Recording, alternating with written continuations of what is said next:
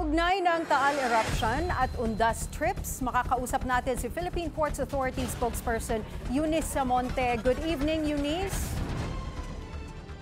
Magandang gabi po, Miss Anbe, at sa lahat po na nakikinig. Eunice, palapit na ang Undas holidays tapos nataon pa na pumutok ang Bulkang Taal. Kamusta ang preparations ninyo kaugnay nito? Are there any canceled trips?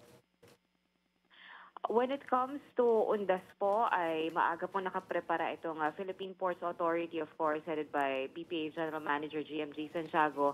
Meron po tayo naasahan na 2.2 milyon na mga pasahero. This is nationwide and mas malaki po yung bilang nito kumpara sa nakaraang taon na 1.9 million passengers lang.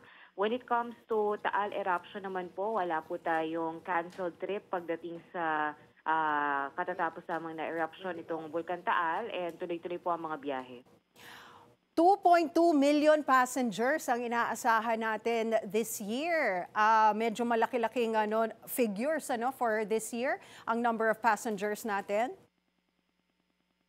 That's correct po. 2.2 million passengers ang inaasahan natin ngayong taon. Mas malaki kumpara sa last year. Ang pinakamarami pa rin po ay dito sa Port of Iloilo. Meron din po tayo maraming pasahero dito sa Port of Hordan. Dito po sa Port of Batangas, marami rin, pati na sa Port of Calapan at dito sa Banago, Bredco, dito po sa Bacolod area. Okay, mayroon ba tayong mga dagdag na security at safety measures na ipinapatupad para masiguro ang kaligtasan ng mga pasahero? I believe nagpa-surprise drug test daw kayo sa port area? That's correct po. Meron pong surprise drug test nitong nakaraang linggo. And tuloy-tuloy rin po yung ating security measures and training ng mga port police natin. No? Meron po tayong coordination with the Philippine Coast Guard. And ito pong port police, tuloy-tuloy po yung kanilang training para sa mga ganitong peak season na kailangan ng mahigpit na security ng mga pantalan ay naka-ready po. So, bukod po dyan, meron din po tayong mga force multipliers. So around more or less 3,000 security forces po ay nakadeploy nationwide pagdating po sa mga peak season.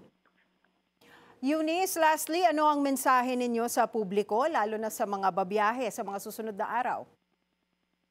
Yes, mensahe na lang po natin sa mga travelers, no, saka sa mga susunod pa po mga pasahero na hindi pa nakakabook ng kanilang ticket ay kung maaari mag-book na po sila online dahil mas maigi po yung kaysa pumila pa sila mismo dito sa mga pantalan. No? Bagamat syempre po, mas makakabuti na rin kung magdala sila ng kanilang mahabang pasensya dahil alam naman po nating peak season at marami talaga mga pasahero. So travel light na lang din po para hindi na ganun karami yung dadaan sa mga x-ray scanners at security bag check.